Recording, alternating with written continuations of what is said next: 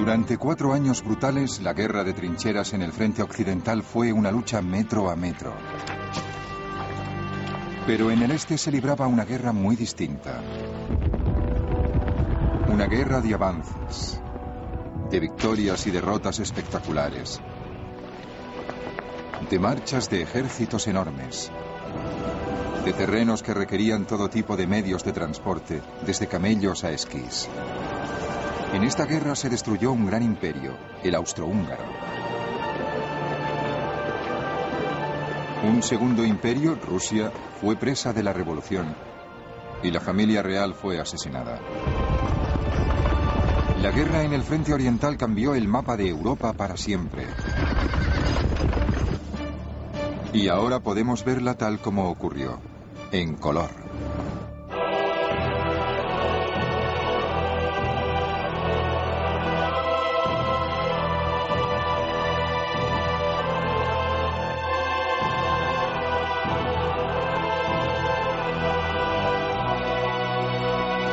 Primera Guerra Mundial en color. Caos en el frente oriental.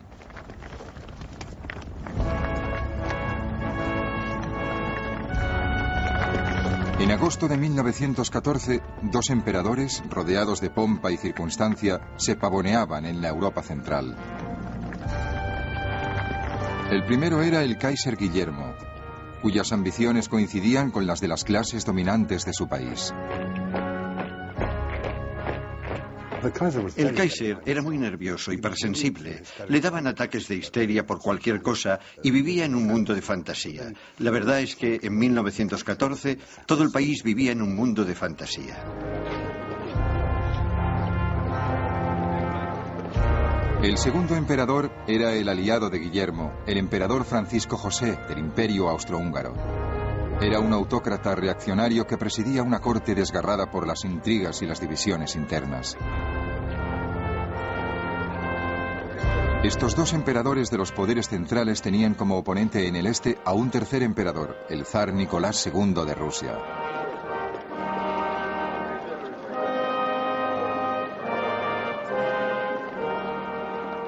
El zar era un hombre muy consciente de sus propias limitaciones, y sus limitaciones eran considerables. Y no era como el Kaiser, que se ponía histérico. Era mucho más feliz viviendo como una especie de terrateniente campesino. No tenía ansias guerreras en absoluto. La chispa que incendió los 3 imperios, el alemán, el austrohúngaro y el ruso, y les lanzó a la guerra, fue el asesinato del archiduque Francisco Fernando de Austria por unos nacionalistas serbios.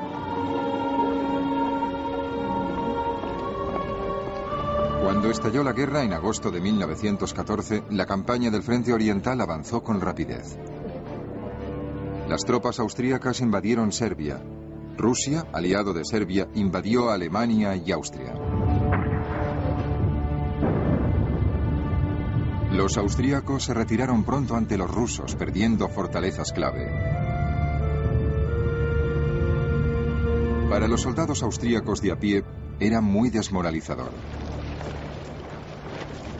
Las marchas parecían inacabables y no nos quedaban fuerzas más que para blasfemar. Alguien se cagó en la vaca que parió al ternero, que dio la piel para hacer el cuero para su petate.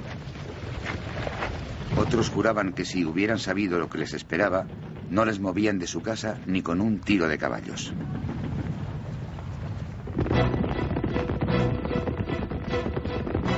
El ejército ruso aplastó a los austríacos, pero sufrió un grave revés contra los alemanes. A finales de agosto, en la batalla de Tannenberg, murieron 50.000 rusos y 100.000 más cayeron prisioneros. Un observador británico apuntó: miles de rusos obligados a retroceder hacia los lagos y pantanos hasta ahogarse. Era una visión horrible. Los gritos de los hombres y los caballos que morían son imposibles de olvidar. La victoria alemana les valió su reputación a sus 2 artífices, los generales Paul von Hindenburg y Erich von Ludendorff, que fueron idolatrados como salvadores de la nación.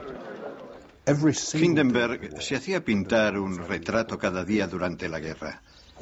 Era un hombre maduro, digno y con forma de huevo, que representaba ciertas sólidas virtudes alemanas y además las tenía. Ludendorff era un técnico muy bueno, pero el problema de Ludendorff fue caer en la megalomanía. Las primeras batallas en el frente oriental convencieron a Hindenburg y Ludendorff de que el ejército ruso sería presa fácil. Ludendorff empezó a soñar con un gran imperio alemán al este. Pero los observadores británicos se habían dado cuenta de la fuerza del espíritu guerrero de los rusos. Individualmente, los soldados rusos son los mejores del mundo. Soportan el frío y el hambre en condiciones durísimas, sin una sola queja. Pero al enfrentarse a la vez a Alemania y Austria, el zar exigía demasiado de sus soldados.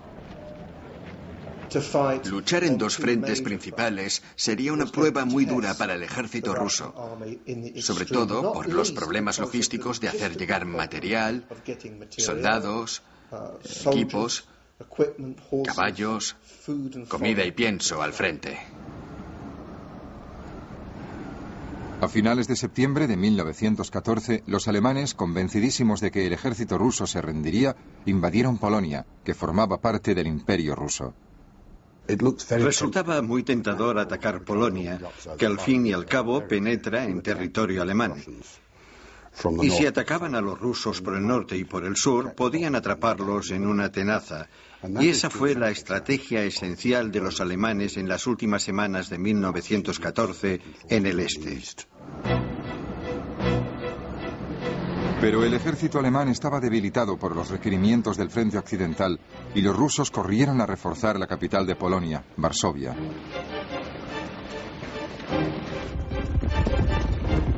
Hindenburg y Ludendorff ordenaron a sus tropas que corrieran hacia el Vístula, río que tenían que cruzar para llegar a la capital polaca.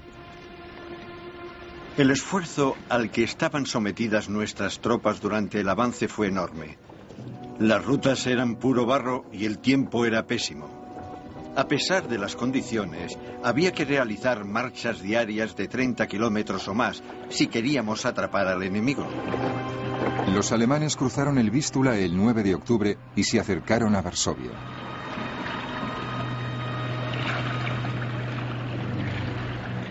Una niñera rusa, Sophie Bocharsky, vio cómo se desarrollaba la batalla. Durante 2 semanas, los alemanes intentaron adueñarse de Varsovia, la llave de Polonia. Nos machacaron sin piedad. Los soldados rusos heridos venían a miles para que les curáramos.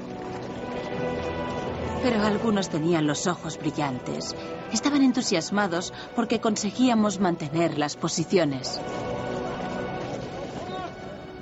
Ante la sorpresa de los alemanes, los rusos lograron defender Varsovia. Al retirarse el ejército alemán, los rusos, manteniendo aquella sorprendente guerra de grandes avances, volvieron a atacar. Los alemanes, como respuesta, enviaron tropas nuevas a Polonia para interceptar el avance ruso. El resultado en noviembre fue el último gran enfrentamiento en el frente oriental en 1914, la batalla de Lodz. Los rusos fueron vencidos en Lodz. 150.000 hombres cayeron prisioneros. Pero los alemanes también sufrieron, con 130.000 bajas. Los comandantes alemanes comprendieron que sus homólogos rusos no tenían escrúpulos en perder un número ilimitado de hombres en cada batalla. Pero ¿cuánto podía durar esta sangría? A pesar de sus pérdidas tremendas, no hay duda de que los rusos retomarían la ofensiva y la seguirían durante algún tiempo. Tenían soldados de sobra, pero los arriesgaban de una forma insensata. Y esa táctica no les llevaría a la victoria, ni siquiera contra un frente tan poco nutrido como el nuestro. A finales de 1914, la cifra de 1.800.000 rusos que habían caído muertos, heridos o prisioneros era espantosa.